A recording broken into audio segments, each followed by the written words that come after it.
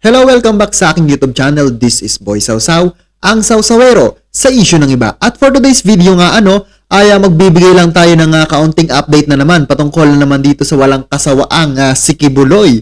At kung bago ka pa lamang sa aking YouTube channel, kung gusto mo ng mga ganitong content, may kasabay kayo sa panonood, nagbibigay ng opinion at nagbibigay ng reaksyon, ay subscribe mo na ako. Once again, this is Boy Sausaw, ang Sausawero sa issue ng iba. At ngayon, ayan.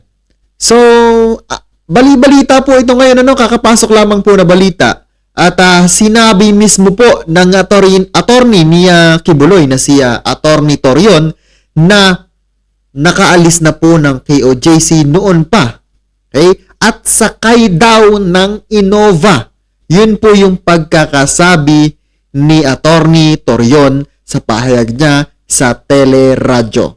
So ayun, panoorin natin ang buong pahayag niya at totoo ba talaga na umalis siya. Pero para sa akin bago natin yan tuloy, bago natin ipanoorin yung video, para sa akin lang, sa mga sinasabi ng mga attorney na to, katulad ito ni Attorney Stephen David, Attorney Harry Roque, Attorney Topacio, ngayon si Attorney Torion. Hindi ako, uunahan ko na kayo hindi ako naniniwala na nakita niya mismo, okay, na sumakay sa puting or sa Innova. Yun yung pagkakasabi niya, sumakay daw sa Innova. Ngayon, for sure, nililinlang niya lang ang mga kapulisan para hindi na ipagpatuloy ang paghahalughog sa KOJC compound. So ayan, panoorin na natin. Kasaysayan, kababalaghan at iba pa ating tuklasin dito sa Historiador. Okay, ang video na to ay ginawa mismo ni Historiador, pero itong balita na ito ay galing sa teleradyo. So kung gusto nyo rin i-subscribe, ito si Historiador Filipino, i-subscribe nyo na. Tuloy natin.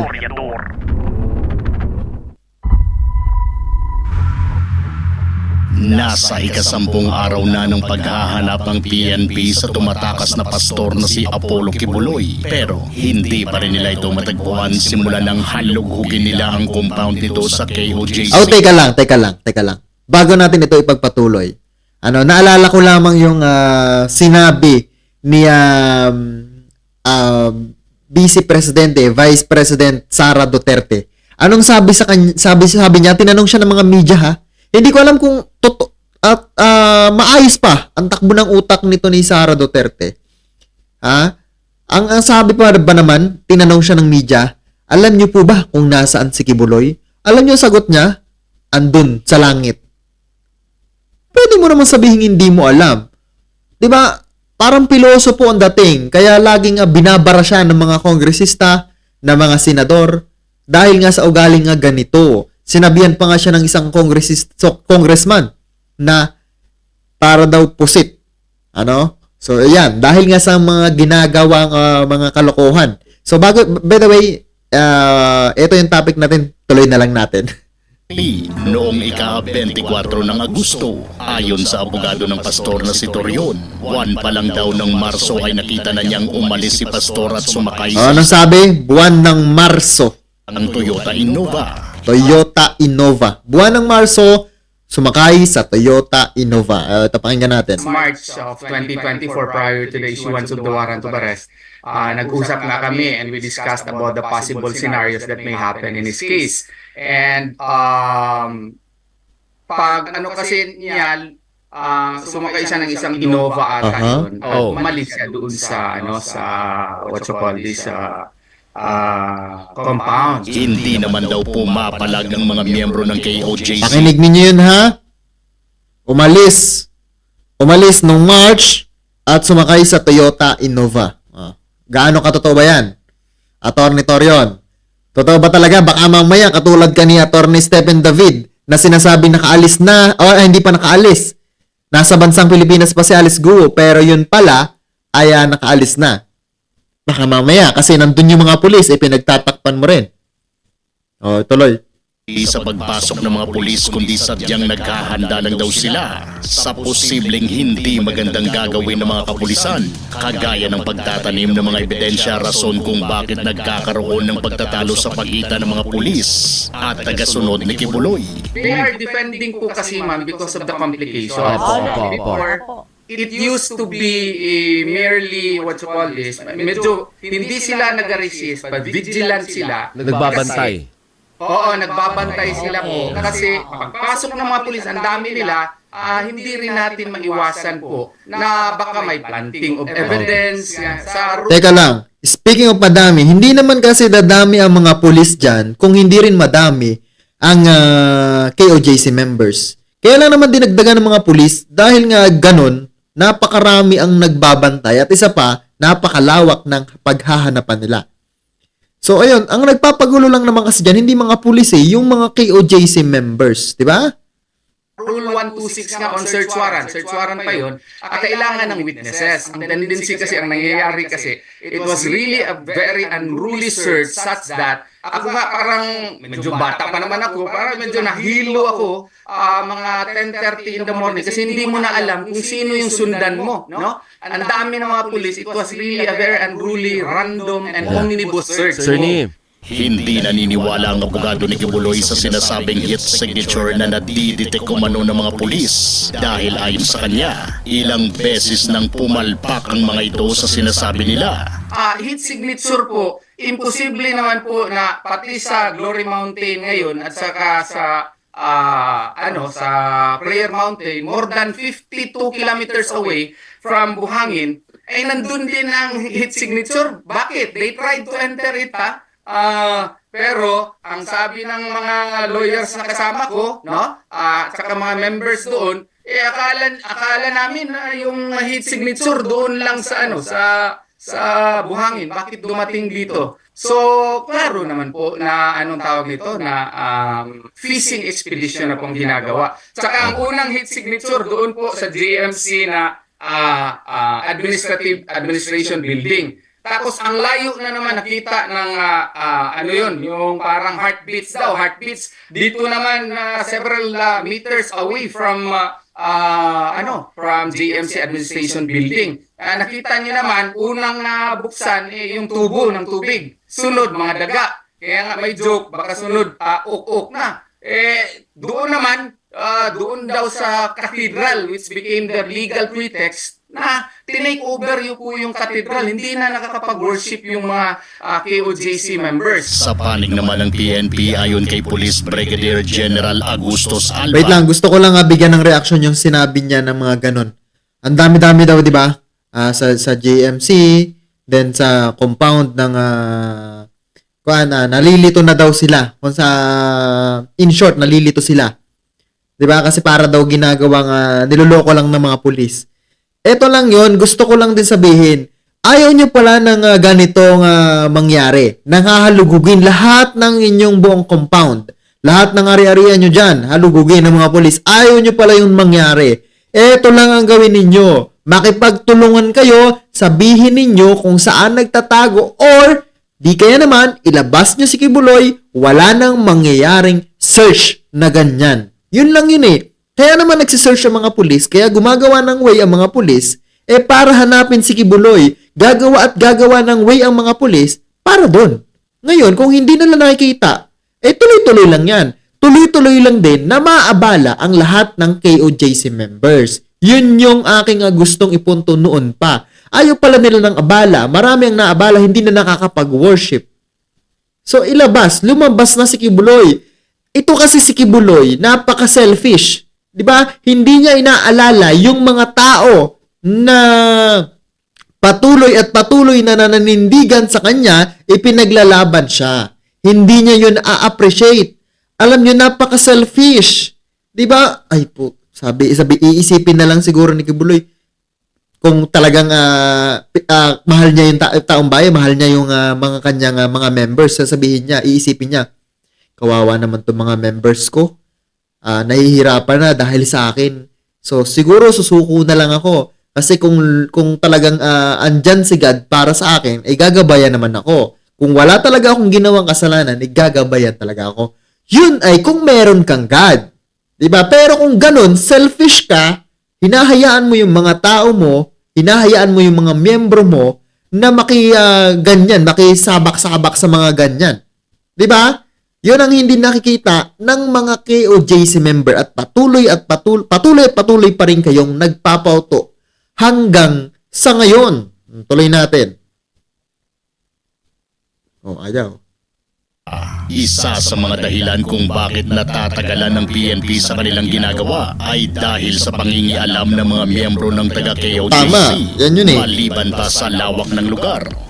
This is through continuous resistance ng ating members of the KOJC. Ito yung pinaka-challenge talaga, isa sa mga challenges. And yung area, no, napakalawak, no. And more than the physical stress, nagkakasakit na rin yung iba, but ina-attend naman po ng ating health service, no. Yun, nami-maintain naman natin ang peace and order sa loob at labas ng compound, kasama na rin ang kaligtasan ng general public mismo. Ayaw magbigay ng PNP ng status ng resulta ng kanilang operasyon. Ngayong nasa ikasampung araw na sila sa paghahanap pero ginagawa raw nila ang lahat para masigurong walang kawala si Kibuloy sa kanila. Sa ngayon, we don't want to disclose, no, yung mga classified information. No? Tama yan. Para sa akin, kung ako talaga ang pulis, hindi ko talaga ilalabas yung mga impormasyon. 'Di ba, mga information?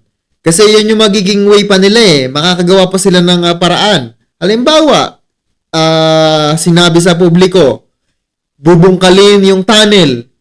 Oh, edi alam na, 'di ba? Kung hindi alam na bubungkalin yung tunnel, siguro kung ngayon nahuli na. Problema na to, nalaman na bubungkalin yung tunnel, bubuksan yung tunnel. For sure. Kung ako ba naman, maghihintay ba naman ako na buksan mo ang tunnel hanggang tatakas na ako, aalis na ako doon kung saan ako nagtatago kasi nga bubungkalin na yung tunnel. Yun lang yung logic lang yun, di ba? Ngayon, ang maganda nito, hindi na talaga ipapaalam muna sa publiko ang kanilang mga impormasyon na hawak. At ang maganda nito, yung mga plano nila. Agree ba kayo dyan na wag muna talagang ipaalam yung kanilang mga plano? Kasi kapag ganyan parang tumatagal, laki kipagtago-taguan pa itong si Kibuloy hanggang sa ngayon. Diba? Sa ngayon, we are still continuous putting the missing pieces of the puzzle together, so to speak, Alvin and Doris. Pero nasabi na natin sa previous interviews na sinusuyod natin ang lahat ng posibleng daanan o lagusan sa palibot ng compound. At we are more focused na rin yung sa mga areas na nagsasuggest yung ating information na nandun po ating pong mga hinahanap. Kahit ganito na ang paniniwala ng Vice Presidente kung nasaan na ngayon si Kibuloy.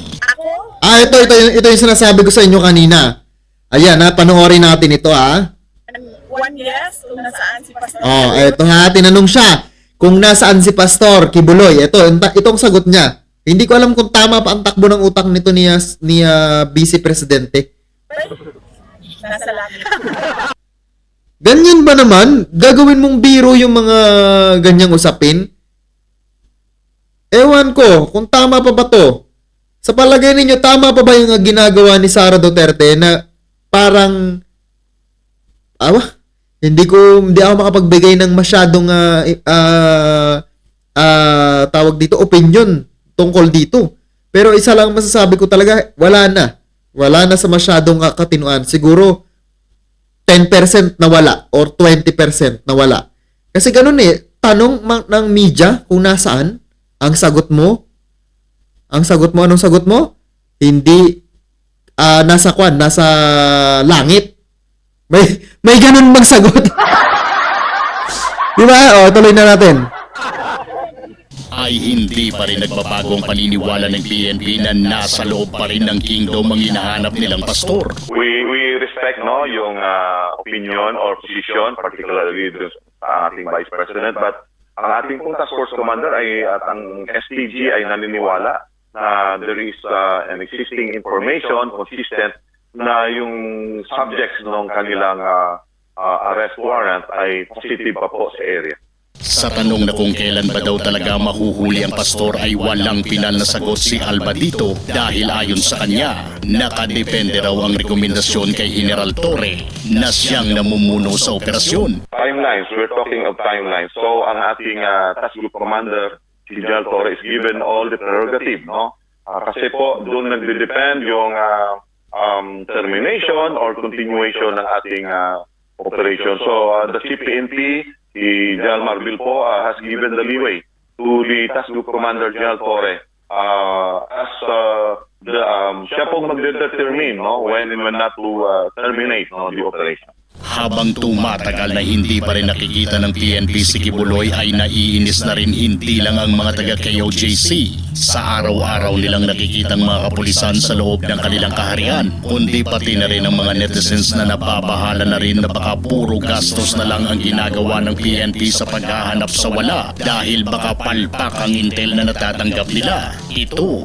ang sagot ni General Alba. We Okay. respect the sentiments of everybody, no? May it be negative or positive, Alvin and Doris. Sa amin po, what we can do is focus on the job. Yes, and tama. we really wanted, no, na mabigyan din sana kami, no, ng informasyon ng KOGC, no? Kasi Yun yung mahirap eh. together. We are on the within the bounds of the law. In-implement po natin yung legal na kautusan ng ating korte. What everyone can do is to give information na makakatulong din po sa ating PNP. Pagdating naman sa inaangal ng taga KOJC na dapat raw lahat ng mga kagamitan na ipinapasok ng PNP sa loob ay kailangang dumaan sa kanilang scanner, ay inalmahan ito ng PNP dahil para sa kanila. Hindi lahat ng mga tactical and operations or strategies namin ay pwedeng ihayag sa Yes. publiko or Ito yung sinasabi ko sa inyo na bawat plano ay hindi dapat talaga pwedeng sabihin. Lalong-lalo na sa KOJC members. Yun ang mahirap kasi inuunahan ng mga pulis kapag may plano, uunahan. O, di ba? ihayag sa members ng KOJC. Tama lang yun. At least din yung operation. Tama. Ayaw din naman namin na ma-jeopardize. Yes. But rest assured na we will always uphold human rights. Kaya kahit na anong resistance nila, maximum police tolerance pa rin yung ginagawa natin. Alam naman raw ng PNP kung bakit gano'n na lang ang inaasta ng mga taga KOJC. Kasi alam namin, pagod na din sila sa pagproprotekta sa kanilang leader. Kaya mas mabuti na makonvince nila si Pastor Kibuloy as a leader of their religion na kung mahal din naman talaga ni Kibuloy yung mga members and followers niya, harapin na lang po niya yung kaso niya. Yun Yes, yun yung sinasabi ko sa inyo kanina, yung unang intro ko pa lamang, ano? Na talagang kung mahal ni Kibuloy ang kanyang KOJC members, ay hindi niya papahirapan ang mga ito. At para sa isang tao lang, o sige, ikaw lang yan eh, ikaw lang. Eh, ang dami mong nadadamay, ang dami mong napapahirapan. Dahil sa iyo, kaselfishan mo. Di ba? po yung appeal namin. Total, meron naman din tayong proseso, meron yung court, bibigyan din naman din siya ng due process para madepensahan din naman yung sarili niya, si claimed na innocent. Sa mga nagtatanong kung bakit walang ibang media na nakakapasok sa KOJC, maliban na lang kapag sila ay nagpapapreskon, ito pala ang rason ayon sa mga pulis. Sir, for the record, twice na kami nag-attempt na papasukin ang media sa KOJC compound. Meron naman, I think, nandito yung ibang sumama para makita nila kung ano yung nasa loob, ano yung ginagawa naming operation. Subalit, subalit, sila ang ayaw magpapasok ng media. Tingnan mo. Tapos sasabihin, bias ang media, ibang media. Eh, ayaw mo nga ipakuha.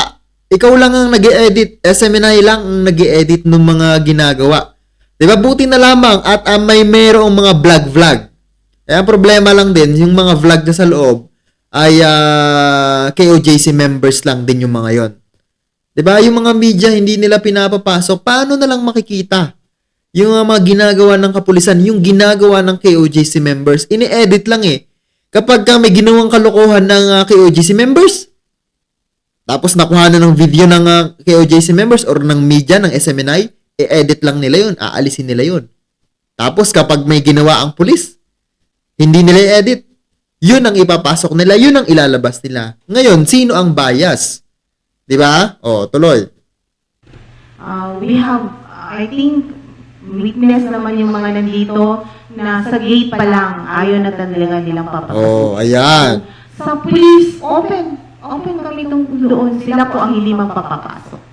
Isa itong make or break sa kaso ni General Torre dahil kung sakasakaling pumalpak ito ay malaki ang tsansang mapapalitan siya bilang leader sa pagdugis sa puganting pastor. Kantsaw pa ang aabutin ng general kapag nangyari ito. Pero kung sakasakaling naroon nga sa ilalim ng lupa sa loob ng kingdom, Ako. Ito para sa akin lang ha.